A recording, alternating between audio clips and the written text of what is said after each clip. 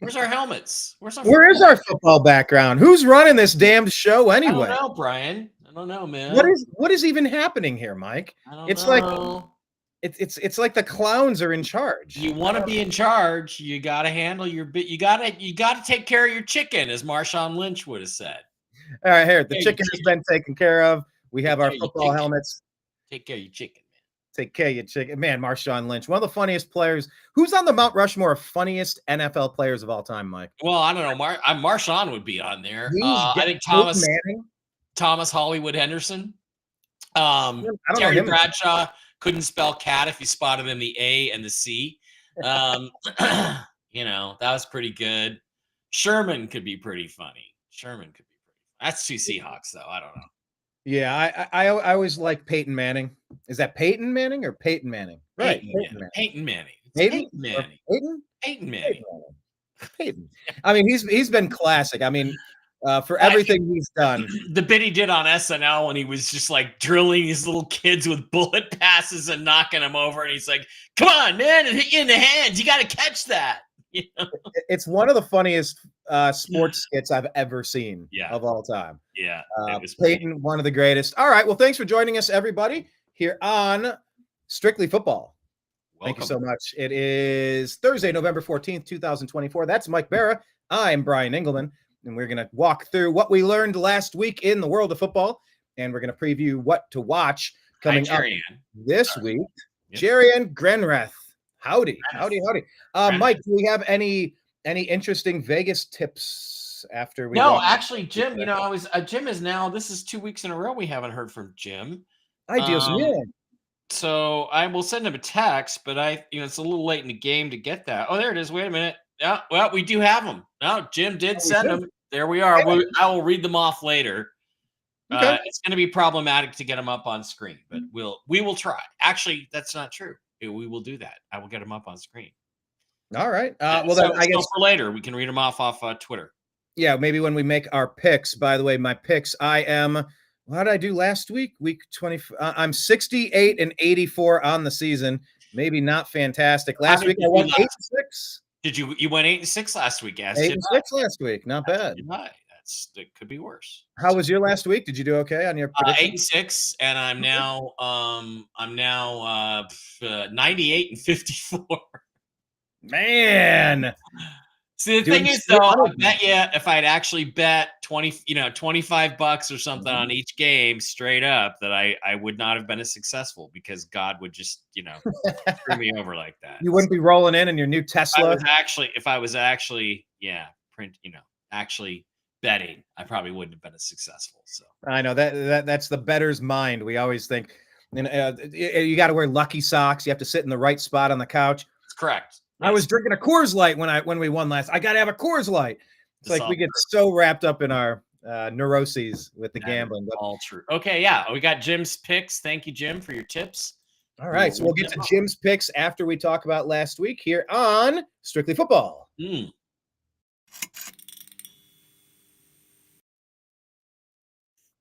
All right.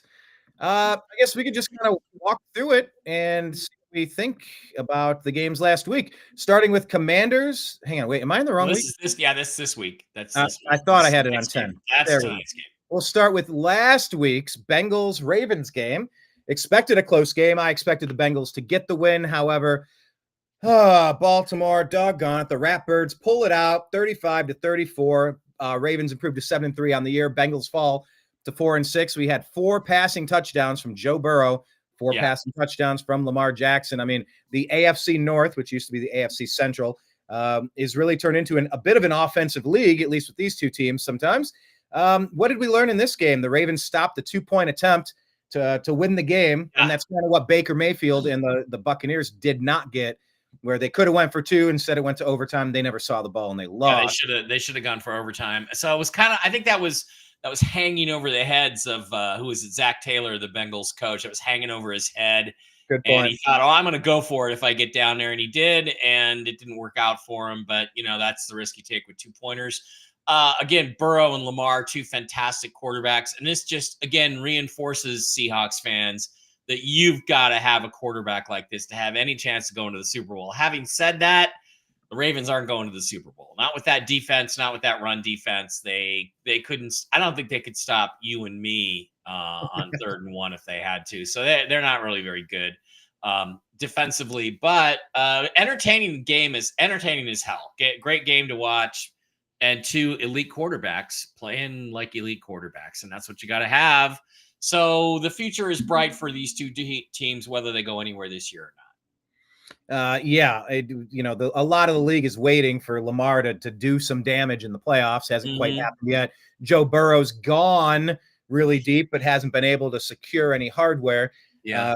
Just kind of waiting to see who's going to be the mantle bearer. It just, you keep looking at how do you get past Patrick Mahomes? Whether it was Michael Jordan, you can pick your sport. When somebody dominates a conference for a decade or more, it's really hard to break through and get any championships. The Dan Marino effect, the Jim Kelly effect.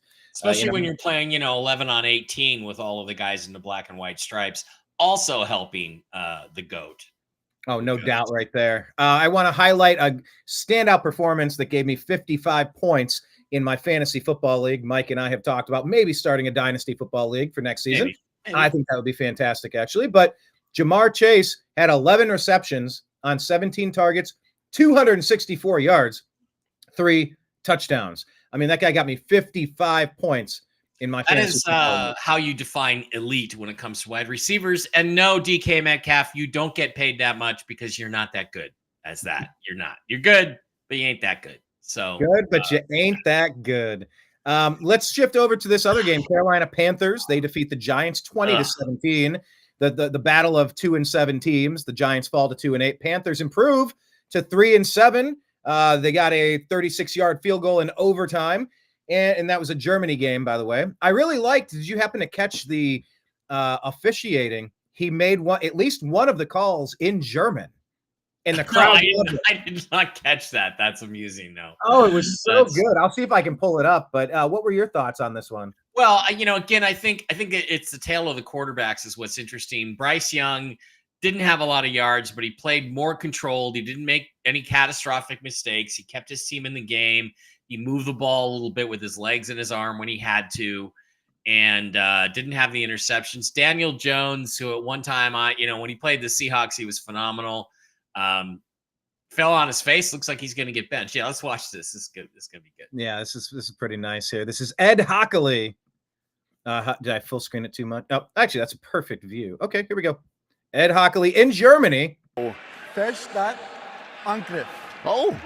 5 Yards treffen. It's by the center. It's 3rd down. Oh, look at Sean Hockley. There we go. Showing up. He is. Hockley's always want attention, don't they? Hooked on phonics, man. Hooked on phonics. I love the call from, I believe that was Rich Eisen. I've met Rich. I like Rich. He's a great announcer. So I thought that was cool. Good announcer, horrible person, but good announcer. Oh, you don't like him? You've met him, Oh, just listen to his politics sometimes. No, I don't. Sometimes I don't like him. I know that he cheers for that team up north, which makes me dislike people. I'm a Buckeye fan, but anybody who well, let's just not get into politics. Let's try to make it strictly football for the first show ever. Can we just focus on football, Mike Bara, please? Yes. It's usually me that brings it up, but this time it was you. Okay. But good way to grab the wheel and take it back over. Okay, so this is a battle of who is competing for the number 1 overall pick. Right. Looking at quarterbacks for next season. Giants have the inside track. Yeah, right there with the Cleveland Browns, my friend. Yeah. Browns are gonna Browns. All right. Did Malik Neighbors even play in that game? I didn't even really notice him. Can we go back real quick? I didn't notice. We'll go to the box score. He did play. Neighbors, but he only had he had 10 targets. 10 targets. He just wasn't effective. And if Malik Neighbors has shown that he can get open, so if you can't get him the ball, then you got to get a quarterback that can get him the ball. So maybe. Although Wan'Dale Robinson, this guy who stepped in for them, I picked him up in one of my fantasy leagues, and he's been helping me big time. And that really is the key to fantasy football. He's a good player. Dealing with injuries and getting people to sub. Well, the next quarterback of the New York Giants, who should be drafted this year, is going to have a little bit to work with then, isn't he? All right, fair point. Well, I don't know that Danny Dimes is long for that team, and You know, you see Saquon Barkley crushing it elsewhere, and it's like, oh man, what are the Giants even doing up there? But I could say the same about my Cleveland Browns. Okay, let's talk about what are they doing over there. Here's another one. The Patriots got to win. This helps the Browns if we're going for that first-round pick. Thankfully, now that we traded 3 of them away to the Houston Texans, we own our first-round pick for the first time in a long time. Thank God we own it this year. Could you imagine giving away a top 5 pick? No, the only time that's ever happened to one of my sports teams was when the Sonics traded a first-round pick for a guy named Gerald Henderson for the Celtics. And it ended up being the number 2 overall pick. Fortunately, the Celtics spent it on Len Bias, who ended up coking himself to death 3 days after the draft. So Len Bias. So that was pretty hilarious. That the Celtics, because Red Auerbach smoking his cigar, and then you drafted a guy who coked himself to death. Good job, Red. I would. I would like to see Seattle get a basketball team again. I think you guys deserve a basketball team. I don't care about the NBA. The game sucks. We got hockey. I'll watch hockey for my winter sport. I would disagree. My Cleveland Cavaliers are 13-0, one of only 6 teams to ever start 13-0. And I remember when they were 0-19 one year. I remember that. Oh yeah, the LeBron Exodus year. We got rid of our coach. We got rid of Shaq. We got. There was even in ancient times, back in the 70s or 80s, they were like 0-21 at one point. It was the Cavs were so bad they had to instate a rule that you could not do what the Cavs kept doing with continuously trading away your draft picks. Yeah, we kept calling them. We used to call them the Cleveland Cadavers. So. There's a nice wraparound to Len Bias. I saw the Cavs play in Seattle once in like 1976 or 5 or something. Oh. Spencer Haywood scored 54 points that night against the Cavaliers. Was World B. Free playing? World B. Free? Probably. Yeah, I don't remember. It was a long time. Dingo Smith, Austin Carr. It was a long time. Some of those teams. Yeah. Austin Carr. There you go. Yeah. Yeah, he's the announcer for the Cavs now. All right, let's get back to football because we're strictly football, allegedly. The Bears drop one. They were they were 4-4, kind of impressing people a little bit. Man, they took a step backward, only putting 3 points on the board. And I believe they fired their offensive coordinator now. Shane Waldron. Yeah, so they lose 3-19. Patriots end up going 3-7 on the season now, which is great for the Browns. Let's get some separation, more 3-4 win teams. Let the Browns sit where they are. So what's going on with the Bears and firing the offensive coordinator? Is this on Caleb? Is it on because what people are saying is that Caleb is being coached to be so scared that you dink and dunk, almost like the Geno Smith mentality. And I'll even say it's the Deshaun Watson thing. When Watson was airing it up, now is his shoulder the same? Is his head the same? The system the same? I don't know. Yeah.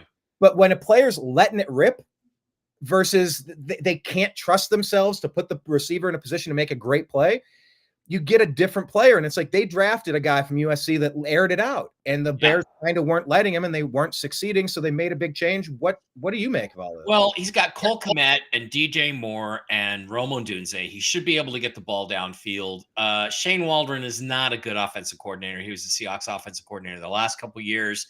He did okay. Geno Smith's first year in 2022. I know Russell Wilson didn't like him very much.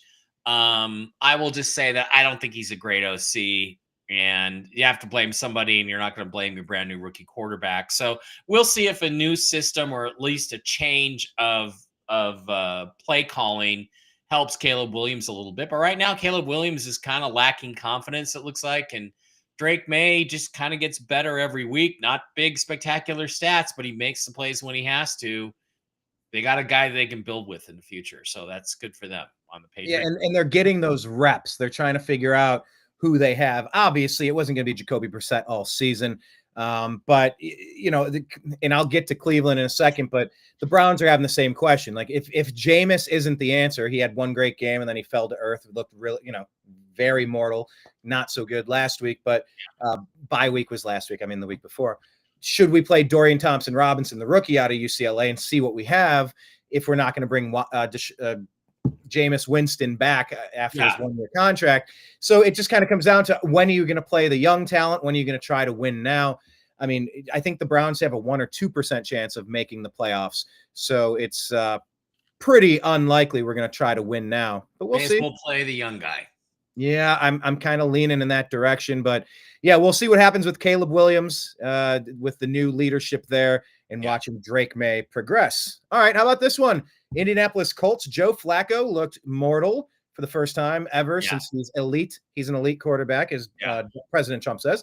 But yeah, 3 interceptions helped the downfall here. But look, Josh Allen had no touchdowns and 2 interceptions as well. So if we're going to be critical, I mean, it's not like the Bills had great play, but Indy falls to 4-6 on the year. Buffalo improves to 8-2. What did you take away? Well, yeah, Josh Allen can run the ball, and he made some plays with his feet, even though he struggled in the passing game.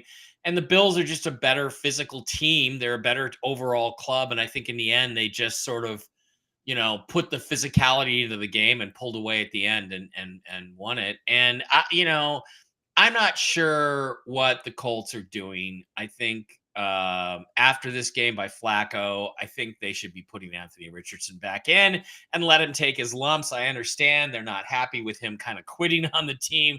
Oh, I just needed to take a playoff, but get him back out there and try to get something out of him, because otherwise you have just wasted a very high draft pick on a guy. And thank God they took him and not the Seahawks. So that's all I got to say about that. They took one pick before the Seahawks probably would have taken him. So. Yeah, you wonder in a situation like that, was him taking a playoff a culmination of a lot of things, and bad work ethic and bad attitude that you've seen through 2-a-days into practice, into the games, and into the study session? I don't know. I'm not inside the room. But yeah, it almost feels like you got to give him a chance to kind of redeem himself. Doesn't strike me as a high character guy.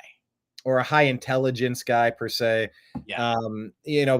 Once again, the Cleveland Browns, their left tackle, Jedrick Wills, who's on the last year of a deal, he was quoted as saying he made a business decision to not play against the Ravens 2 weeks ago. And so then the Browns benched him and put DeJuan Jones at left tackle now. So maybe he said something inarticulately. He elaborated later saying, my knee got buckled, hyperextended, the same one I had surgery on. I took an extra week off because I wasn't fully ready to go. I said I made a business decision that I didn't want to injure myself or risk, being out there at 40%. It came out inarticulately, but it's like the Browns have kind of moved on from Jed Wills anyway. So they're going to see what they have in DeJuan Jones, since he's 6'7", 6'8", and he's 350 pounds. He's a monster of a man over there. But yeah, the things you say in the sound bites can definitely be taken out of context from time to time. Well, but that's why you've got to have a guy that's really on top of it and knows that every word he says is going to be scrutinized, right? You got to be savvy. You got to. They have to take media classes. You got to know that. That's a first-round pick. He should know better. Yeah. But let's go to this game here. A first-round pick that knows better. Patrick Mahomes. Oh, he's so great. He's so dreamy. He can't lose. Yeah.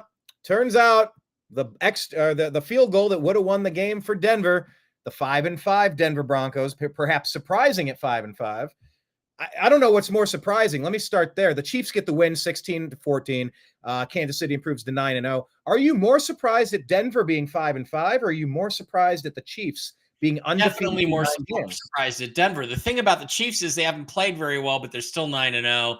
They got a little bit lucky. Let's get real. You don't very often get a field goal block, but they schemed it out well. Andy Reid is one of the best at scheming guys open and scheming plays. I don't know that he came up with the block on this, but it's kind of lucky to win a game on a block field goal. Let's be honest. But sometimes, if you're going to win a Super Bowl, you got to have luck sometimes. And I think it's I think Bo Nix played pretty darn well once again. He's looking more and more, I got into a big argument with Rob Staten, who's a Seahawks blogger guy, the one that I respect the most. And he's, Bo Nix is nothing more than a third-round pick. And I said, look, I saw the guy play live in the Pac-12 championship game down here at Allegiant in December with Michael Penix. And I said, both those guys are mid to high first-round picks. And Bo Nix has proven me right. So I got to stuff my chest out. But it was just, this is a game the Chiefs should not have won, but they got a little lucky. So good for them. And they're not going to stay undefeated. They're not playing well enough. But they're 9-0 is 9-0, and you are what you are, right? You are what your record says you are. Larry is saying, jumping in, Larry Fletcher, what's up? Saying Caleb Williams didn't impress him all that much at USC. Yeah, me either. I would have stayed away from him. I thought he was. I multiple red flags for multiple reasons. Right. I think the pink fingernails is part of it and the lipstick. But for me, it's like character matters, because no matter how good a guy is, if he's Cam Newton in the character department, you will never win a Super Bowl. And I don't think Caleb Williams is ever going to win a Super Bowl. I don't think Shadur Sanders is ever going to win a Super Bowl. So are you going to go through the hassle of drafting him? Good point. Good question. If you do, well, I guess that's why date somebody if you don't see the opportunity of marrying them. For sex, that's a good reason. Just get the sex. For the crazy sex, that's good. But you don't expect it to go beyond that. You're right. Crazy pink fingernail sex, as it were. Okay, let's talk about the Riz here. Nobody beats the Riz. Coach Darren Rizzi gets the win in his first game. And look, the Falcons were starting to seem a little juggernaut-ish, dare I say. Yeah. They were 6-3, but now they dropped to 6-4. New Orleans, once again, in the race for top draft picks next year, they grab an unnecessary win, making it 3-7 instead of staying as a 2-win team. I don't know. What do we take away from this one here? Not much. Falcons should have won this game. They didn't. Derek Carr was very good, if not good enough. And Saints got a little bit back on track. I don't really blame Dennis Allen for their woes. A lot of injuries. When you lose your starting quarterback for 4 or 5 games, that's going to affect your record. But, it's too bad about that. But basically just the Falcons, I think at the end of the season, the Falcons may look back on a game like this and say, this is one we blew that we should have had. And it's going to cost us the playoffs. But you know what? Arthur Blank endorsed Kamala Harris, so fuck the Falcons. Arthur Blank did? Yeah. He has such affordable prices at his stadium. I like that about him. Well, I guess can't win them all, I suppose. Something you want to billionaires, yeah. Yeah. Something you want to keep an eye on here in the fantasy realm. Marquez Valdez-Scantling, the oft-traveled wide receiver for the New Orleans Saints. He got 3 catches with 2 home runs attached, 109 yards. I mean, that's a great day. They have some injuries in their wide receiver core, so he's going to get some opportunities with Olave and Saheed out injured. And I'm sorry, but Taysom Hill, what the hell are you paying Taysom Hill $14 million for, $30 million or whatever you're playing? This guy's a fullback or a tight end, basically. Just what the hell are you doing, Saints? Move on, okay? He's a little bit of everything for that team, but like they say, when you have 2 quarterbacks, you have none. They say that in college a lot, and it's definitely a pro thing, having lived through Kelly Holcomb, Tim Couch, and all these quarterback controversies over the years. Also, keep an eye on Bijan Robinson, gets 2 touchdowns. He's been one of the best backs in the league, but he hasn't really had the numbers to show it as of late, but he has been coming on more so this year. Just keep an eye on him. Bijan, I'm always surprised when he doesn't have bigger stat lines for fantasy purposes. But change the screen a little bit. It's hard to. I mean, it's bigger, but it's Which does that do better? What do you like? What do you like? It's all good. I'll switch the game. You go with the layout.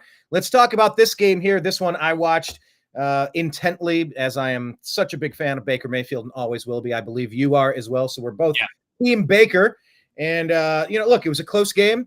Baker's stats weren't incredible, but he didn't make any stupid glaring mistakes. He's also missing his top 2 wide receivers, Evans and Godwin, of course.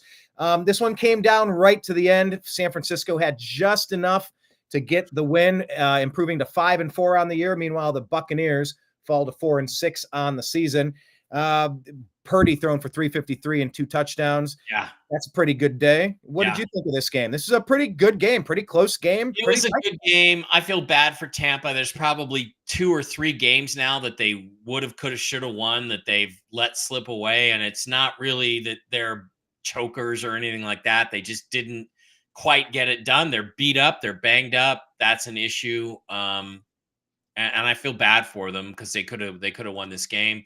49ers are tough. They got Christian McCaffrey back. He didn't do very much, but the threat of Christian McCaffrey is enough to change up the way a lot of teams play you on defense. And just in the end, the 49ers got what they needed. They got the field goal they needed. And Brock Purdy, don't tell me Brock Purdy is not elite, because he can be when he needs to be. Yeah, and they have their own injuries that they're dealing with. Yeah, they got McCaffrey back, but they got wide receiver issues as well. Jake Moody, who I drafted in my Dynasty League, a kicker out of that team up north. And Nick Bosa Nick Bosa did the Trump dance. Did the Trump? Oh, we gotta share that. I gotta find that one. If we're gonna show Ed Hockley, let's go ahead and do the Bosa dance and make sure we show this because they decided. What did you think of the NFL fining? It's ludicrous. It's ludicrous. Black Lives Matter is a political statement. They're a left-wing terrorist organization. If it's okay for a player to wear that on his helmet, why can't Bosa wear a cap? Yeah, thank you. Donald Trump, President Trump, by the way, he has the gray governmental check mark now as of today, according to X, where you go for all of the news since the other sites are kind of trash. Donald Trump, President Trump weighs in and says, Nick Bosa is a great player. He's in all caps tweeting mode. He's a great player. Everyone agrees. Everyone agrees. Here he is. There's Nick Bosa on the left. Now this brings up another question. This brings up another question. Yes. Russ, on repeat. My guy Russell Wilson is apparently been a Democrat in the past. Although I don't know how you can claim to be religious and Christian and be a Democrat. But okay, Russ. Sierra probably influenced him on that. But after he threw the winning touchdown, an amazing touchdown, which we'll talk about when we get to the Pittsburgh game, he did this, and I got to ask you if you think this is a Trump dance or not. So let's slide over here to Russ and let him cook. I say the tucked in T-Rex arms. That's a good starting point. Is that a Trump dance or? It might be. It reminds me of the Carlton. It's not unusual to be loved by anyone when he's doing his Carlton dance. I don't know. I think that's the Trump dance. I'm not sure. But... All right, we will. Can we do a side by side? Can we get some Trump dance compared to? Sorry, I just ended the screen. So I don't know. I'm just saying it could be a Trump dance. I don't know. But it is a trend that's sweeping the nation. We've seen it in college football now. We're seeing a lot of touchdowns culminate in various versions of the Trump dance, which I think is great. I love it so much. It's so wholesome. You know, in an era of putting Cardi B up at a platform now, I think you should vote for Kamala Harris and all of that trashiness. Yeah. And all right, let's get away from politics. Some of the people back to sports. Some of the people hump it. They'll score a touchdown and then they'll hump the ground or do some really risque or just kind of gross stuff. I just think it's I don't know. It's heartwarming. It's just kind of, it's so nerdy. It's cool. I like the dance. I like that it's sweeping the nation and I look forward to seeing more of it for sure. Okay. We'll get back to sharing this tab instead. Back to, where'd it go? Over here. Thank you, Mr. Producer. That would be me. So what'd you think of that game? 49ers. I loved it. Well, I hated how it turned out, but it was a great game. You know, Baker needs to do a little bit more. He only had one touchdown. Like I said, he didn't make any big mistakes, but he's throwing to. I mean, who's he throwing to? Obviously, Rachaad White, man. Kate Otten is a good player, but Rachaad White. But I mean, who are these other people? Raheem Jarrett, Sterling Shepard. They picked him off the waiver wire. Yeah, I mean, they're missing their top two guys. So like, it's a game. It's a season where, there's 2 or 3 or 4 games that Tampa Bay could have if they'd have pulled one of them out, they'd be in much better shape. But that's the way it goes. But they still have plenty of games left. Although they don't play the Falcons head to head, they might be stuck in that battling for a wild card position. Yep. They had their chances. All right, let's jump to the Steelers and your guy who was dancing here. That was a nice little segue.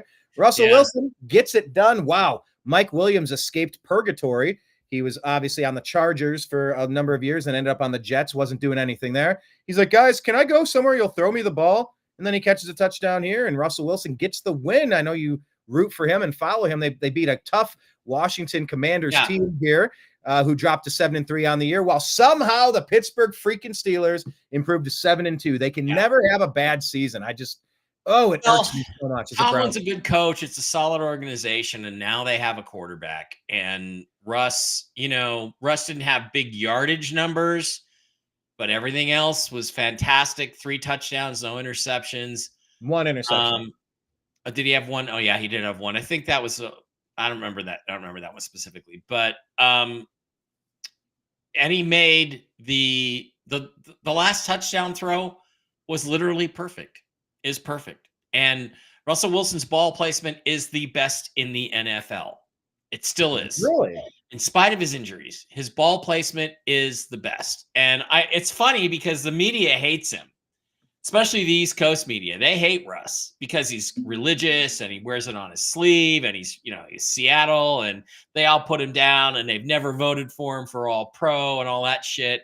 And he just keeps rubbing their faces in it. And, oh, what a fantastic catch by this guy or that guy. Yeah. What they never comment on is the perfect placement of the ball every single freaking time, especially on the deep throws. The deep throws, there's nobody better in the NFL. Mahomes, nobody's better than him.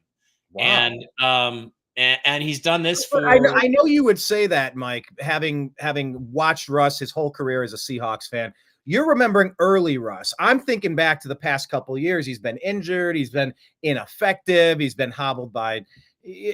I'm remembering deep ball placement was still perfect on literally every throw, and he is in consideration for the best deep ball thrower of all time. And wow. I honestly don't know anybody who's more accurate on the deep ball. I've never seen anybody better. There may be guys that are as good, but I've never seen anybody better. And he won the game. He won that game on his own and beat Jaden Daniels, who is, the old lion beat the young, the young lion. And it's, it may not be that way in 3 years, but it was yesterday. So, they say the same about like Baker Mayfield. He can play and he can play well, but can he win the big game? Can he come from behind? If it comes down to you need a game-winning drive, Baker's not your guy. And it's like, well, I've seen it happen. I've definitely seen it happen with Baker against the Bengals, the game-winning touchdown. Yeah. Rashad Higgins, that one play, I think he threw 5 touchdowns that game. I've seen it happen. And I think the Buccaneers gave the Lions their only loss of the season, or one of their only 2 losses. Might be. Yeah, they did beat them. Yeah.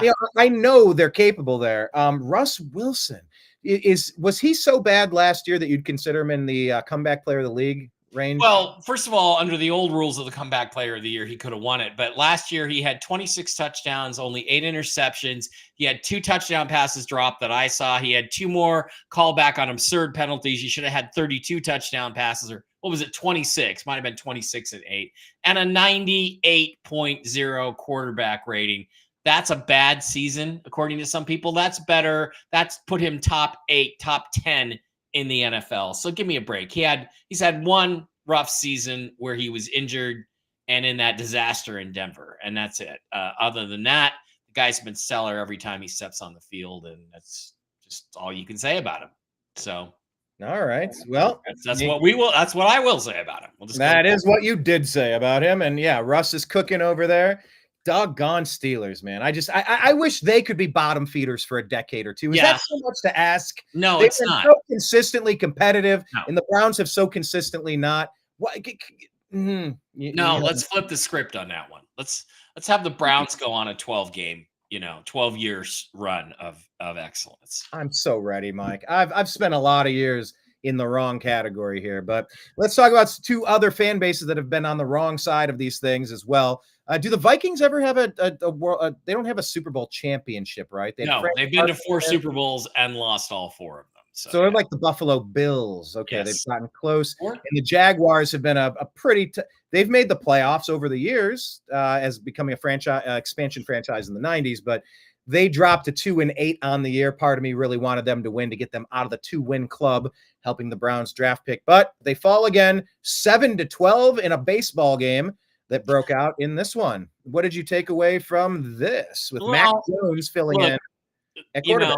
Boring game, awful game to watch, lots of bad quarterback play. And let's just be honest, if Sam Darnold is your quarterback, Vikings fans, you're not going to win the Super Bowl. So I'm sorry. I think this season's going to be wasted. As well as you guys have played, this season's going to be wasted because in the end, when push comes to shove, Sam is not going to get it done for you. And it's too bad about what happened to JJ McCarthy, although I'm not sure he'd be better than Sam. He is a rookie. So, it's just one of these tough situations where you have a good team around him, but the quarterback's not good enough. And for all the people who think you can win in this league without an elite quarterback if you just build a really good team around him, I'm going to say exhibit A for why you're wrong this year is going to be the Minnesota Vikings, because come playoff time, they aren't going to get it done. And it's too bad, but hey, that's the way it is. I mean, they definitely had a tough day with 3 interceptions, no touchdowns. When you got Justin Jefferson sitting there and you can't give him the ball once, and I mean, they got it to him, but couldn't put it in the end zone. That's a tough day. And obviously, Mac Jones filling in for their quarterback in Jacksonville. He didn't 2 interceptions, no touchdowns as well. So the quarterback play is definitely subpar. Mac Jones is doing Mac Jones type things over there, which is why the Patriots went another direction, of course. Okay, let's go to this one. Titans. Here's another team that I hoped could squeak out a win. Unfortunately, they stay in the 2-win club, 2-7. They drop a 27-17 game to the Los Angeles Chargers, who improved to 6-3 on the year. Will Levis, 2 touchdowns, no interceptions. Justin Herbert, 1 touchdown, no interception. They had enough to get it done. They got some key plays there, and the Titans just didn't have enough in the tank.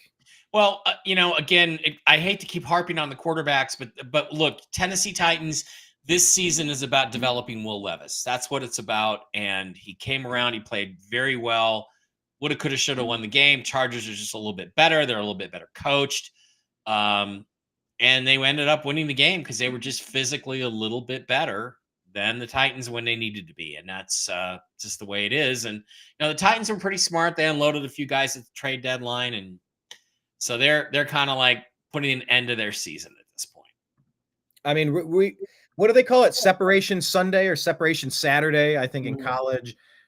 Really, when you have a lot of key matchups and it separates the wheat from the chaff. Are you really going to be going for the upper echelon? Are you a juggernaut? Are you a pretender? Are you somewhere in the middle fighting for a wild card or a lucky berth? Right.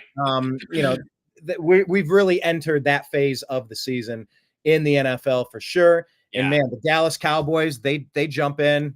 Look at that, 6 points. Obviously, they're without Dak Prescott. He's done for the season. Yeah. It's going to be a long, expensive season for the Cowboys. Eagles improved to 7-2, matching the Minnesota Vikings record, 34-6. Jalen Hurts has 4 touchdowns on the day. And Jalen, I mean, look, he just keeps getting it done, and those Eagles are consistently pretty darn good. Yeah. And what do you get, by the way, if you have 32 Cowboys fans in the same room? What's that? A full set of teeth. Oh, you stole my Steeler joke. Okay. Cowboys are ass. Cowboys are ass. It's that simple. Even if Dak was healthy, they'd be ass. They're expensive. They've spent a ton of money on some key players. We talked about this last week. I don't see Bill Belichick going there. I don't. The situation is a nightmare. So, they are going to be the Dak Prescott contract is going to be the equivalent of the Deshaun Watson contract in a couple years. People are going to be like, how the hell do we get out of this? It's just a mess. They overpay for players that aren't that great, that have these great reputations. And, they just CeeDee Lamb. I keep hearing about how great CeeDee Lamb is. Give me a break. I mean, he's one of the top 5 receivers in the NFL. No, he's really not. Hey, when I've drafted him in fantasy, he hasn't done much for me. They just, I don't know what to say about the Cowboys except they're ass. The Eagles are not ass. They're playing better. Go Eagles. We need to do a segment called Ass or No Ass. Ass or not ass, yeah. We can do like Shakira versus well, anyway. J-Lo, yeah. Yeah, we'll do something like that. Ass or no ass. Yeah, the Cowboys are a very expensive team going nowhere. Yeah. That sounds like the Cleveland Browns, honestly. Yeah, and Mike McCarthy, obviously, Jerry's just going to play out the season with McCarthy and then fire him. But he thinks he's going to get Belichick or somebody like that to come in there. I think he's crazy because I don't think any good coach is going to touch that mess. Well, let's talk about another mess at quarterback. Look, I like Aaron Rodgers a lot. It's just he hasn't been able to get a whole lot going there in New York, and they went out and got his favorite receiver, that guy. You know the guy. Come on, you know the thing. Devontae Adams. See, he did. Yeah, there he is. 6 catches, 31 yards. He's so irrelevant. I couldn't remember his name. Yeah. Aaron Rodgers is sort of out of excuses here in New York, although they did ask him. It sounds like he's intending to play next year. But this is the team that one of our commenters was very excited to comment on. Vamos Cardinales, Champy. Champy, yeah. Champy. Cardinals, Cardinals are the most talented offensive team in the NFL. Agree or disagree, Mike Bara? I don't know about that. If James Conner is your lead back, you don't have much of a running game. So give me a break. James Conner is deadbeat average, but you got some good tight ends. Special. Trey Benson is special behind him. You have a nice one too. You have a decent running game as long as you have Kyler's ability to make plays with his feet. You can create rushing yardage. He's a little guy, but he, like Russ, he gets the ball done. He's playing downfield. He's playing very well. He's not elite in the same physical sense that Russ was when he was prime Russ, but he's still really good. He's good enough. I told you the first couple of weeks, I was very impressed with how they played, and they went on a losing streak. Now they're putting it together again. I think the Cardinals are a dangerous team. I would not be surprised if they win the NFC West. I think they are that good. And, I mean, when you get an elite player like Marvin Harrison Jr., when you add that to the mix, he only had, 5 catches in the game, but still. He's stretching that defense out. He makes a difference. Right. And I think the Cardinals are a really solid team all around. They're very physical, and you got to like the direction that they're headed. So good for them. They've been ass since like 2015. So good for them. Yeah. And the Jets are languishing. Luckily, they have 3 wins. They're 3-7 on the year, only putting 6 points on the board. Yeah. Kyler Murray throws for 1 touchdown, rushes for 2 more. I don't know what to say about the Jets. I mean, they should be better than this. I just think that the overall coaching staff is just really subpar. And they don't seem to really be able to do much in terms of motivation or even just scheming and play calling and game planning. And they really got a clean house. And I am surprised Aaron Rodgers is coming back to this mess, but you never know. I think they can unload him after June 1st. I will look that up while you're talking about what you thought about the game. Yeah. I'm just astonished at what's going on there. I think you're right to point out coaching though, and culture. They fired Robert Saleh halfway through the season. When you start mixing it up in the middle of a season, it's tough because you have a rhythm, you have a structure, you have a game plan, you have a philosophy, you have an identity. Now, maybe it's not clicking. Maybe it's not clicking yet, and it could. But when you just shake it all up and hit reset in the middle of things, it's hard to get that rhythm going again. It's like a locomotive. You got to find that nice chugging motion. But once you hit a stasis, once you hit like a rhythm where you're just going in perpetuity, that's where, like the Pittsburgh Steelers, they're relying on their culture, they're relying on their coaching, they're relying on their history, their tradition, their veterans, the team atmosphere. They have all of that stuff baked into the cake. Right. The Jets are just, they're going to plug a couple rookies in. Here's Garrett Wilson, here's Breece Allen. Yeah, and because in New York, they have a lot of overrated players. Garrett Wilson is overrated. Sauce Gardner is the most overrated player in the NFL. He's an okay corner. He's upper echelon of corners, but he's not a top 10 guy, I don't think. And everybody's like, oh, he's the best corner in football. If that's the best corner in football, corner play has really declined then in the last 5-10 years in the NFL. And I did just look, they can trade Rodgers, call it a post June 1st designation, and save like $9 million on their salary cap next year. So I would not expect Aaron Rodgers to be back with the Jets next year, especially if they have a chance to draft a quarterback. I mean, it hasn't been working out, and yeah, they're primed to be a top 5 pick with only 3 wins on the season, top 5, top 6, 7. How would you want to pass on that? I don't know. It's hard to pass up on a Super Bowl winning quarterback. Like it still looks like he can throw it. Devontae Adams can still run. It's just, where is it missing? I don't know. It's very interesting. But you're saying if you were GM, you would blow this thing up. You'd say, if I had a chance to draft the right quarterback, I would definitely move on. Yeah. And is there anyone in this draft that you like particularly, and any that you think are just overrated? I don't think you're high on Sanders. I don't know. Well, I'm not high on Sanders from a character standpoint, but he kind of fits the new model of quarterback. But like, you look at his character, I don't think he's a Jaden Daniels in the leadership and character department at all. Deion Sanders is scum. I think, the apple doesn't fall far from the tree. I think you're going to get a nightmare with Shedeur Sanders, but he's got undeniable talent. Cam Ward from Miami. He was the quarterback for the WSU Cougars for a couple years. He ain't that good, folks, but he's going to go top 10. The guy I like the best right now is Quinn Ewers from Texas, who I was very impressed with last year in the college football playoff. And I do put a lot of emphasis on that. How does a guy play in the biggest games on the big stage? That's critical. And so we'll see. But if the Jets, if they end up with a chance to draft one of the top quarterbacks I really like, then if I was them, I would move on from Aaron Rodgers. Get what I can get. Yeah, Quinn Ewers, obviously, well, he was a Buckeye. He got pushed out by CJ. Yeah.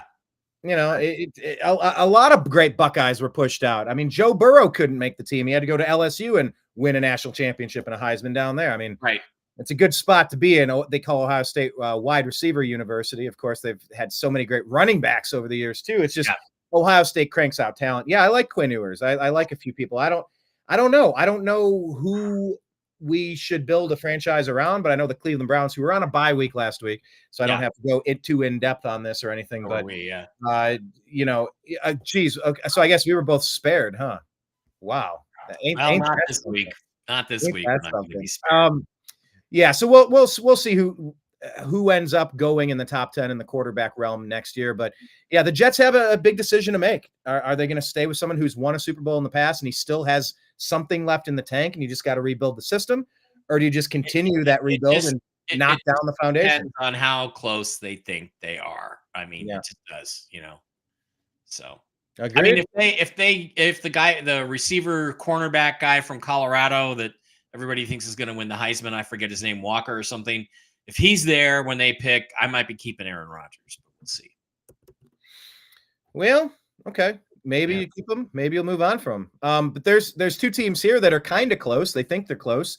They're playoff teams. They're coming back. Houston Texans, Detroit Lions. I mean, look, like I said, Baker gave them their only loss on the season, so let's give Baker his roses there. Yeah. This is a close game, a very close game, and Jared Goff, looking like Ryan Gosling out there, as he always does. 5 interceptions. Terrible. Absolutely terrible. They still won. That shows you how good a team this is. That shows you that they have determination, that they have leadership, that they're not going to give up on a game. This is a game they should have lost, especially with Goff playing that way. They gutted it out. They pulled it out. They are tough. Houston is a good team. The Lions are just that little bit better. They got that Super Bowl aura around them. Although, Jared, you're going to have to take better care of the ball in future weeks. But they got a lot going on, those Lions. You got to be pleased for them and the people of Detroit. So you and I have mentioned this before, and I'll mention it again. I am a big fan. Larry's saying playoffs. Any team that hasn't won a Super Bowl, I'm rooting for that team. Any team that hasn't been good for a really long time, I want that fan. The happiness should be spread across the 32 cities. Except the Cardinals. Except Arizona. Okay. No, not the Cardinals. And Schittsburg. They've had enough. But other than those two teams, and the Ratbirds, because they stole my team. All right. Other than those 3 teams, we should spread the love to those fan bases. Let them have one. Yeah, let them have one. Why are we hoarding these things in Kansas City?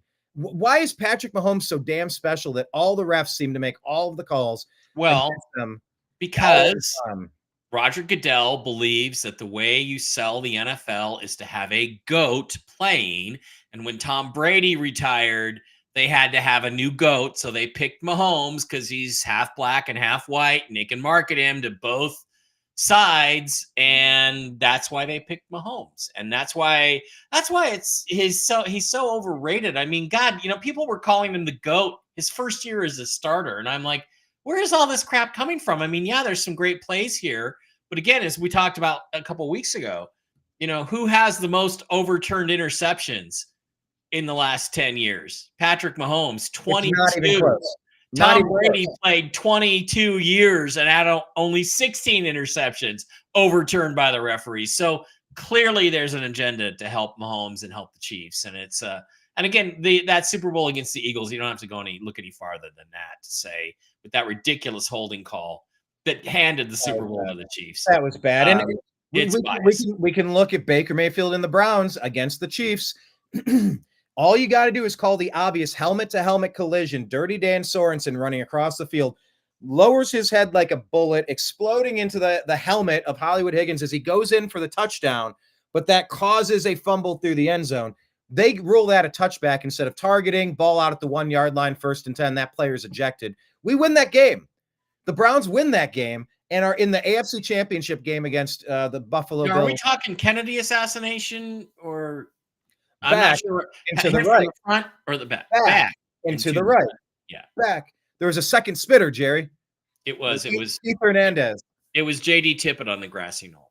Okay, now I know you're big into all of that stuff, as am I. But are you a Seinfeld fan as well? Are you with the Keith Hernandez episode? Not really. Seinfeld? No, not really. You remember the one where they completely did the JFK thing and they go back into the right, and there's a second spitter that Keith Hernandez spit on Kramer. He yelled out, "I'm hit." If you're not even a Seinfeld fan, just do yourself a favor and find Watch that episode. Okay, second spitter theory, the grassy knoll, the JFK, Kramer, second spit. Yeah. Oh my God, it's one of the funniest things you'll ever see how they lay it out. And it's just like JFK when the movie came out with Oliver Stone. Okay. So good, so good, so good. Right. I just want to point out here as we wrap up this game that, I don't know, CJ Stroud, he's been my fantasy football quarterback in my Yahoo league all season. He is not the same player. 1 touchdown, 2 interceptions. No. He's having a hard time down there. I don't know exactly what's going on, but I mean, it feels like he's taking a regression. I don't know how closely you're watching these games and how closely you follow CJ. Yeah, I'd still take him. He is struggling a little bit, but after he had the greatest rookie season in NFL history, I think we can give him a little slack here on that one. So okay, I will. CJ will bounce back. He will have a better. I root for all my Buckeyes wherever they land, even if it's in a trash team. J.K. Dobbins ended up on the Ravens, and I still rooted for him. I like my Buckeyes, but okay. Final game of last week, I called this one. I sent you a text. I was like, holy shit, I got one. Yeah. Dolphins played great. They looked like a different team with Tua at the helm. They woulda, coulda, shoulda beat the Bills last week. They did come up and beat the Rams this week. They played hard. They played physical. Tua was really, really good, and the Rams bubble burst. You know, what you see is that the Seahawks made the Rams look a lot better than they really are. The Vikings, coming off of a short week against the Lions, which Jim Mitchell pointed out, that's always a losing proposition, made the Rams look better than they really are. And the Dolphins, I thought, exposed them in LA. And it was an entertaining game. And, you got to cheer for those Dolphins. They don't have any chance to make the playoffs, but it was good to see them bounce back and get a win and look like a football team. Play with some pride. That was good for them. Good for them. I think play for pride was one of the long-standing names of one of the fantasy football teams. Play for pride. Even if you're not having a season where you can compete, you got to set your lineups. You got to play for pride. Tyreek Hill ended the longest scoring drought of his career, and I can tell you all about it because we drafted him in our first round of that Yahoo league, and he's been killing us along with CJ. I mean, I don't know how we're barely on the verge of a playoff berth, barely floating around 500, but my God, what a fall off for Tyreek Hill that was supposed to be gangbusters this season. Got a real touchdown pass in this one. Tua came back. Let me ask you this question. Are Puka Nacua and Cooper Kupp the two best possession receivers in the NFL? Not just as a tandem, but period. Are they 1 and 2? I mean, those guys, if you want to sideline catch with, tapping two toe taps on the sideline in a big moment, they seem to always get it for you. What do you think about those two guys? Well, we got Cooper Nacua. We got Puka Kupp. Really, their names are almost interchangeable too. Yeah. They're weird names. Cooper Nacua, Puka Kupp. You're like, what's happening? Am I like a children's episode of Barney or something? I don't know, some animated series.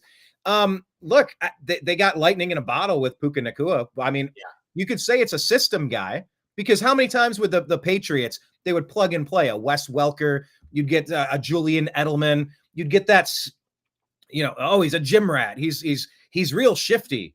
He's deceptively quick, is what they say for all the white wide receivers out there. But the Patriots had a rhythm where they would put a slot receiver in and they would excel.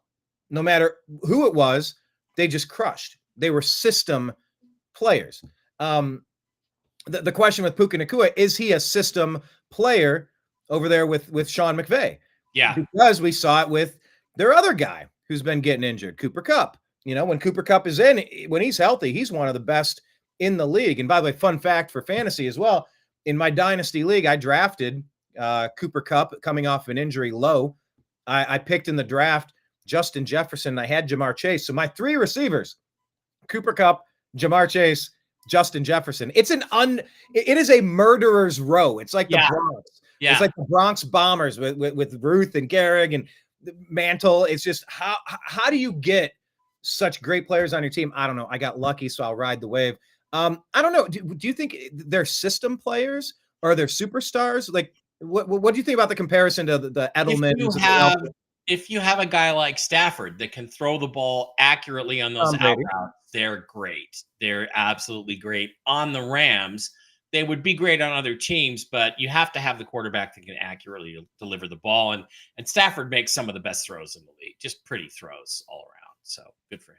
That is true. Okay, we could talk about week 11 in a second because we're going to make our picks. But first, I think we might have some of those insider wagering tips. I think you said. Let's get Jim's tips up on the screen, right? Let's do that. Here we go. I'll take mine down. Jim Mitchell, my buddy here in Las Vegas. Can we go that way? Almost. Yeah, maybe this one is the best. It gets so small. Here, I'll go like that. There we go. Or actually, can we maximize? There we go. That's the biggest. All right, let's talk about Jim Mitchell's tips. I don't have a cutie picture of Jim with his corgi this time around. I didn't have time to make a graphic. Tell people once again who Jim is and the fact that he's been giving us picks over the past several weeks. Jim is an ex-Las Vegas police officer, retired. He is a stud sports betting picker. He plays poker, been in the World Series of Poker a number of times. Awesome guy, smart guy. Knows his shiz when it comes to football betting, and just a buddy of mine, and his wife Regina makes the best pizza you will ever have in your life. Seriously. And I believe Regina invited me for pizza last time in the chat. Yeah, they all think you're cute. All my lady friends think you're cute. So, all right, let's go with Jim's tips for this week. Wait, I'm sorry, what was that? You just worked that in? What the heck was that? All my older lady friends think you're really cute, bro. Oh, you. Oh, you. Yeah, they think you're cute. So.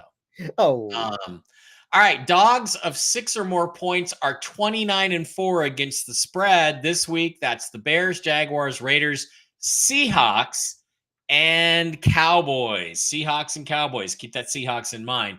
Packers are 10-0 straight up against the Bears. So I would say I think the betting trend is to take the Packers. Dogs of 6 or more points. Yeah, points. Okay. Dogs. The Bears are 11-24 straight up the last, what is that? 33 games. Sounds to me like you ought to bet the Packers.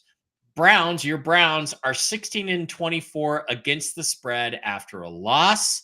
The Saints are 2-8 straight up against playoff teams. Lamar Jackson is 18-5 in his last 23 games straight up. Bet Lamar.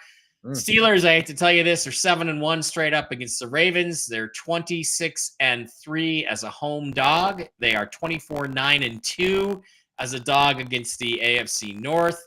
Steelers Ravens underdog is 16-1-1 against the spread, and Russell Wilson is 13-3 against the spread as a home dog. Sounds like the Steelers might be a good bet. Gardner Minshew is 12-19 against the spread. We don't know if Gardner's going to play for sure this week. Mac Jones is 2-15 against the spread. Do not bet on Mac Jones. Lions are 30-9 straight up in their last 39 games. 23-7 against the spread at home. Goff is 31-11 against the spread indoors. And the NFC North overall is 19-11 against the spread against non-division opponents. Also applies to the Vikings. Brock Purdy is 13-4 against the spread at home, and the 49ers are 6-0 straight up against the Seahawks. Okay, keep that in mind. The Falcons are 6-15 straight up on the road, and the Broncos are 12-20 against the spread. Chiefs are 12-1-1 against the spread as a dog, and they're 11-3 straight up as a dog. They're not dogs very often. No, they aren't. The Bills are 8-4 straight up against playoff teams. Burrow 17-6-1 against the spread after a loss. That's why there's so many ties in here, because a tie can be against the spread. Burrow, however, is 1-17 straight up on Thursday, Sunday, and Monday night. Let me repeat that. Joe Burrow is 1-17 straight up on Thursday, Sunday, and Monday night. And remember, we bet straight up in this podcast. Burrow, however, is 14-6 straight up as an away dog, 24-7-1 against the spread versus teams that covered the week before. Cowboys are 16-5 straight up. I think you can throw the Cowboys stuff out because no Dak. And they're 2-12 straight up as a dog. So interesting stats, interesting tidbits. Thank you, Jim, for that information. Absolutely. Here we go. Now I'm going to switch over. I'm just going to go ahead and make my picks then, if you don't mind. Yeah, please do. I wonder, you're 98-54, and I'm 68. So you're up 30. You're not going to catch me. Okay. Well, am I 15 ahead? So if I win 15 and you lose 15, do we gain 30 games back? Or I have to do, it's a half point. So my 30 games back. Impossible to beat you.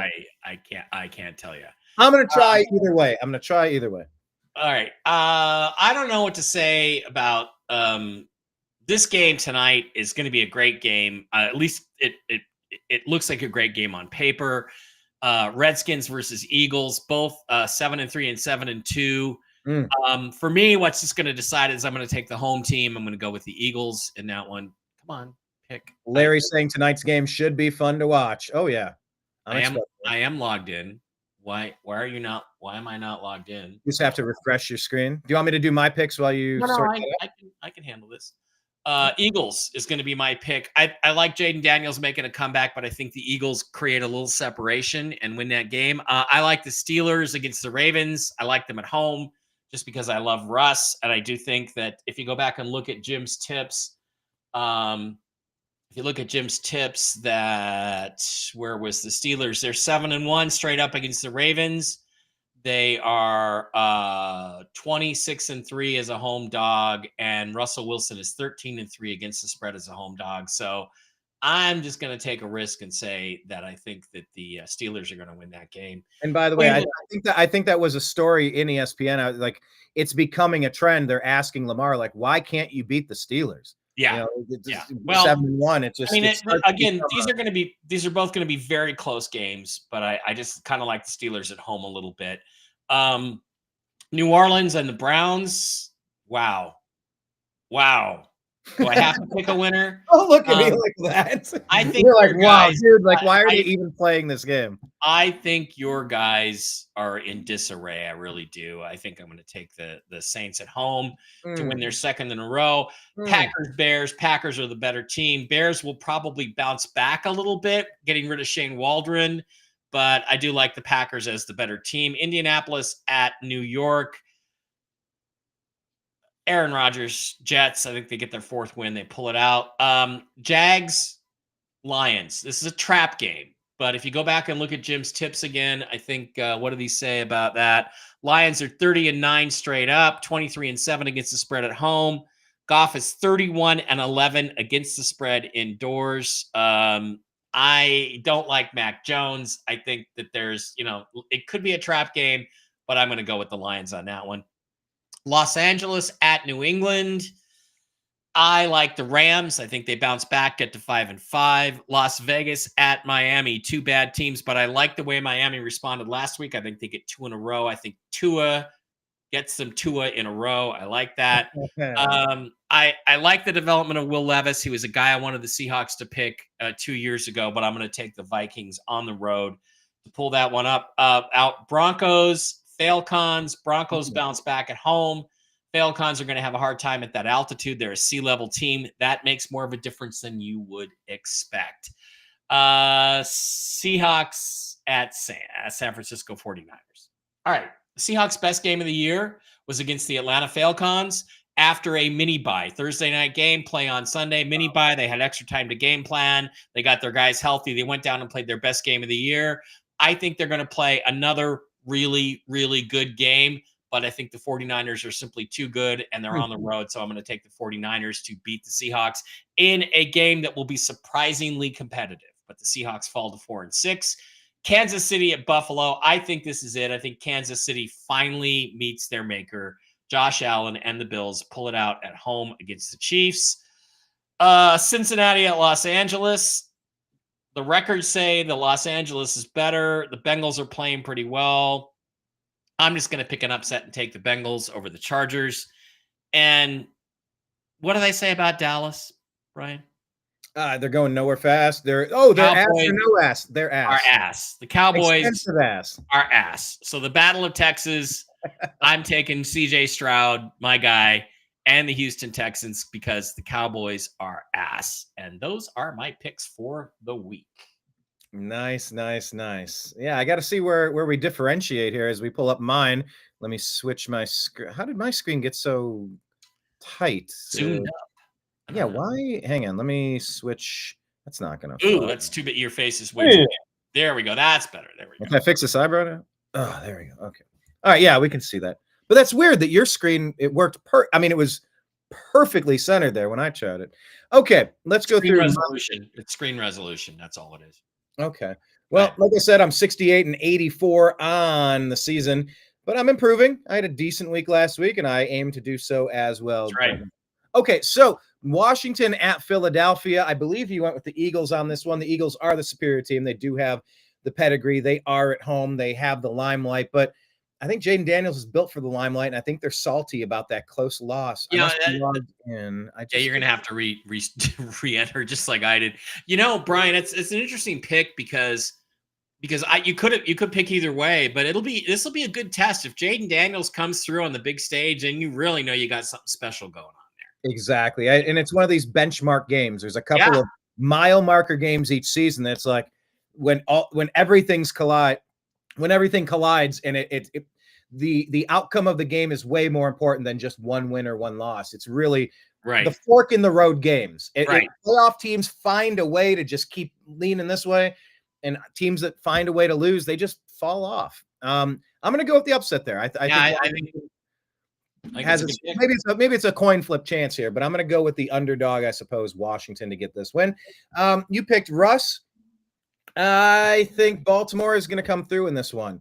They do have some leaky defense, of course, but I just think that Lamar's due. I don't know why he can't seem to beat that team, but I think that's going to change. Cleveland, New Orleans. Hey, Cleveland had that bye week, and I think it's really going to help them. I think they went through a lot, getting rid of Deshaun, going to Jameis, having a week or two, switching left tackle is a big deal with Jed Wills. I think the Browns are going to come out and show you that they're a decent team. Expect them. This will be my big prediction of the year. I think expect them to go, maybe not win every game from here on out, but I think we're a way better team than this record goes. And we got rid of Zadarius Smith, but we have some competent backup players that can jump in and fill that role, if not overachieve and perform as well. Expect the Browns to be a little bit more competitive after the break than they were. Either team could win that game. They're both bad, so either team could win. Yeah, and it's almost like this is the time of the year with a bad team. Am I rooting for my team to win, or am I rooting for us to lose so we can have a high draft pick? I hate when this happens. I wish I could just focus on playoffs, but we are where we are. And if there's a 2% chance to make the playoffs, I'll go for that and see if we can. Green Bay, Chicago. I know you went Green Bay. Yeah. And Chicago was terrible last week.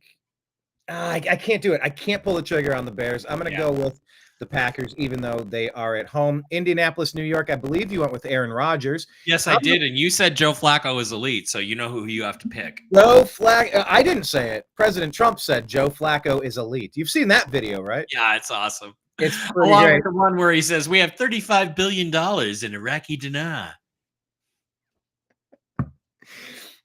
Think about that, folks. I'm just gonna say, think about it. Okay, it's huge. It's gonna be huge. Everyone agrees. It's huge.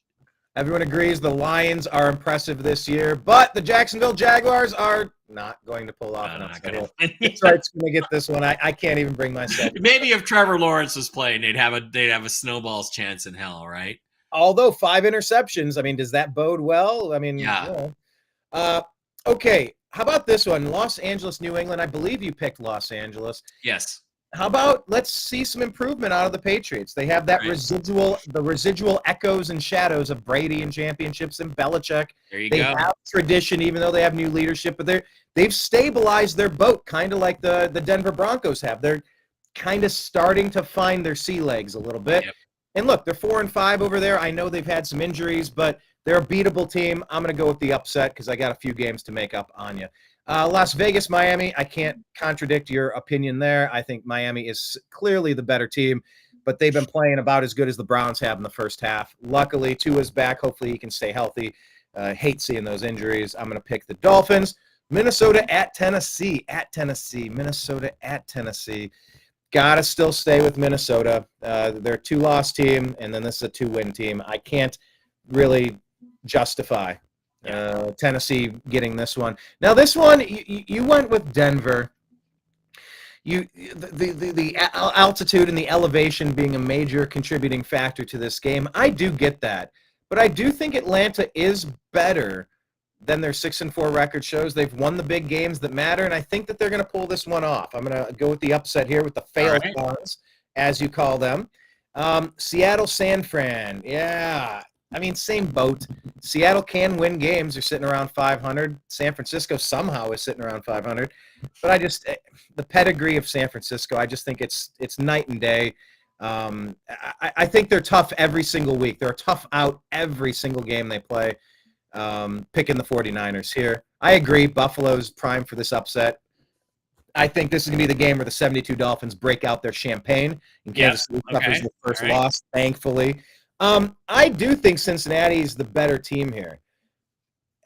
Did you pick Cincinnati? I did pick Cincinnati, yeah. I'm not impressed with the Chargers. I don't care what their record is. I'm just not.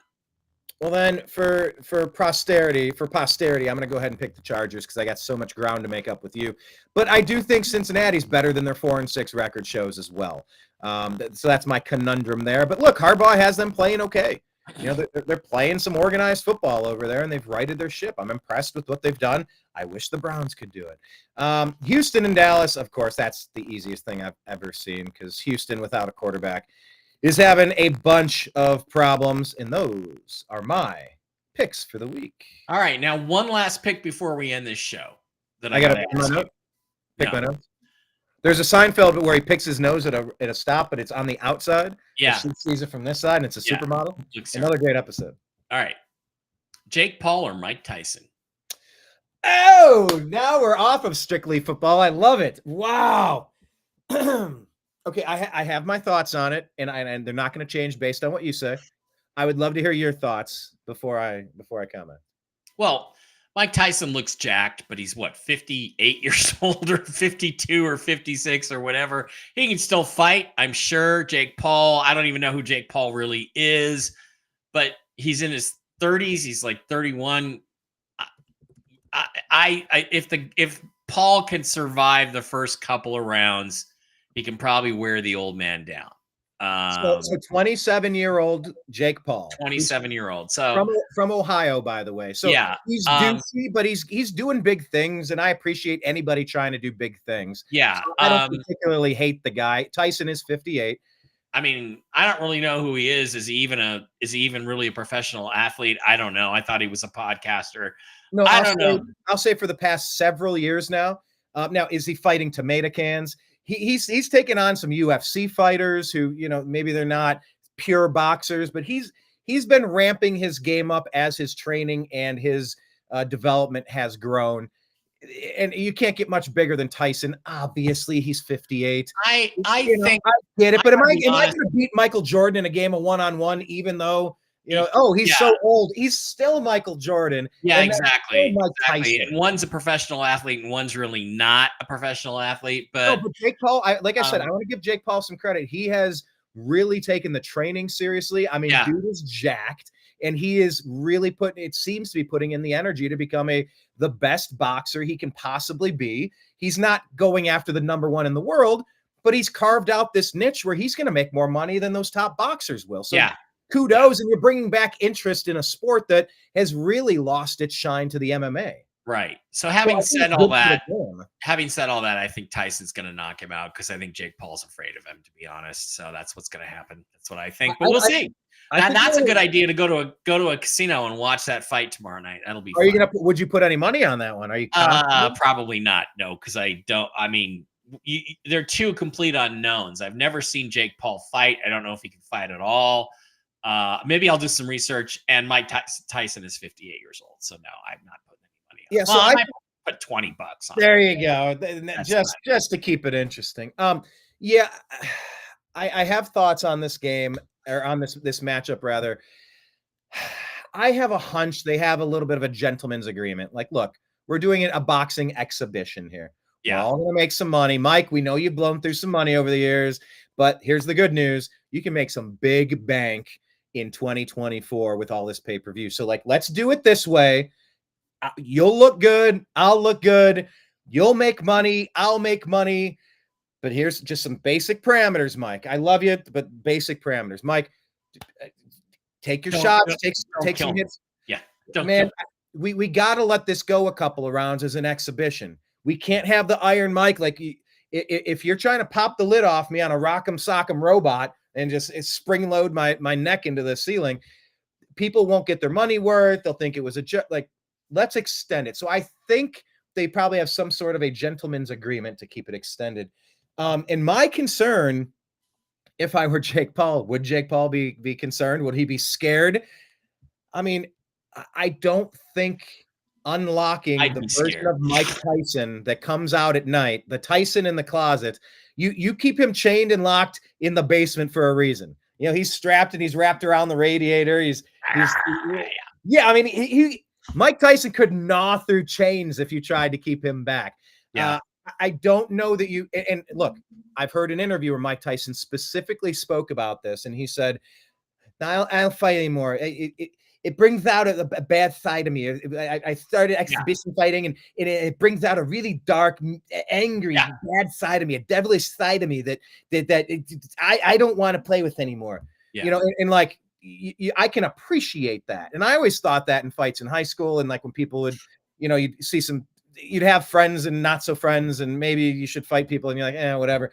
And I always said, I don't trust myself in a fight. I don't want to unlock the version of me that is in a World War I trenches with the mud and the blood, and it's just elbows and fists, and, you know, the butt of your barrel of your rifle just smashing somebody into the ground until what your best friend's face was a pile of goo. You'll know what to do. I worry that they're going to unlock a demon in Mike Tyson, and he's going to knock Jake Paul. So who are you picking? I'm picking Mike Tyson in this one. I'm going with Tyson. I think he's going to unlock the wrong version of Tyson that he's tried to keep in the basement for a long time, probably for good reason. But like I said, Jake Paul's young. He's really put energy into it. He doesn't seem to be douching it up. He's definitely a douchey guy from time to time, but he's taking the training seriously. I think he's going to put on a nice show. But man, all it takes is one of those rock'em sock'em, because Tyson does that little jump spin thing where, like, you have a direct line at him and he jumps to your side, and now, like, he's out, the angles are off. That's what Tyson, he jumps and pivots on his hips. We'll see how ready Jake Paul is for it. I'll pick Tyson, but I wouldn't be surprised if it goes the distance. I would be surprised if Jake Paul knocks him out. Oh my God. There we go. That is a perfect. Holy shnikes. All right, you win the internet for the day, Mike. Right. That is exactly what we needed to see.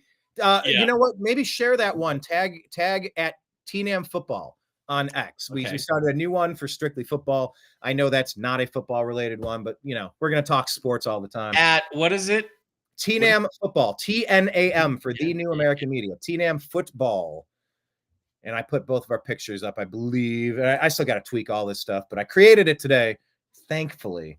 At TNAM Football. Yes. And maybe it'll show up. Did it pop up for you? No. But what?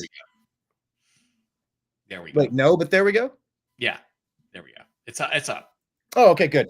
I love that meme. Please share that over there, and we will start sharing our show afterward, and we can continue our conversation on there as well. So we want everyone to follow on X, TNAM Football.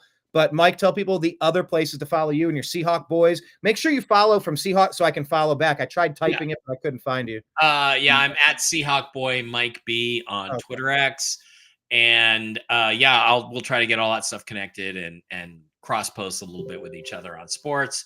So Yeah, so just there for the football stuff. And of course, you guys know how to find me on my other channels, Real News Live with Mike and Jen, on all of our financial stuff. And life is interesting. So let's go forward. Let's have some fun. Yeah, and it's like I want to be the man in the arena. I want to comment on the news of the day. I want my opinions to guide reality. In The Departed, Jack Nicholson opens saying, "I don't want to be a product of my environment. I want my environment to be a product of me." There you go. So that's why I enter the public domain, talking sports, talking politics, talking as much as I can. But I'm all talked out for today. We're going to go watch some football and have a great time. Mike Bara, appreciate you as always. Everybody in the chat room, thank you so much. We'll be back next Thursday at 5 p.m. Eastern time. I think we'll be back to the normal schedule next week, 5. And we will hope to see you then. And hopefully I will gain 10 points on Mike in the betting scheme there. I know I picked several that were contrary. I would not bet against that. You're never going to catch me. And somebody else, please go out and put $20 on each game that I pick. Start doing it. You should have, if you'd have done it at the beginning of the season, you would be rich. Yeah, not me, but you would be rich. Sounds like that Bitcoin conversation. If you would have just put $1,000 into Bitcoin, don't even start with me on Bitcoin. I know we all have our Bitcoins. We have everybody. 2009. Oh man, you got to get some Bitcoin out. That's bullshit. Nobody's ever going to use that. It went over 90,000 for Bitcoin. 92,000, right? Yeah, it tapped at 92 down to 88, whatever. But yeah, I bought one Bitcoin for $200, except it capped me at $100 on my first transaction. They took their fee, so I got 0.46 of a Bitcoin. I wanted to keep it forever. They cashed me out, and then I put some back in. So I missed out on that exponential growth that I tried. I made a few, but God, I could have, you could buy a house if you bought enough of this stuff early enough. And we'll see with Doge now that they're becoming a daily name. I'm just wondering where that's going to go. Well, it's going to go to the moon because they didn't name the Department of Governmental Efficiency for no reason. So, yeah. It's kind of brilliant. This is not financial advice, however. I will. Yes, it's for entertainment purposes only. But yes, follow Mike on all the other shows, including Toxically Masculine Tuesday on those Tuesdays with Blake Waller. Have you back soon. Yeah, I'm always the Felix Fermin or the Alvaro Espinoza sitting there on the bench. I can play third or first or shortstop. Just let me know where you need me, coach. You just let me know. That's right. And we'll jump in and do that again soon. But we'll be back next Thursday. Enjoy your weekend, everybody. Thank you so much. Your football weekend. Oh, final question. Anything college football related that you're excited about? The playoff rankings?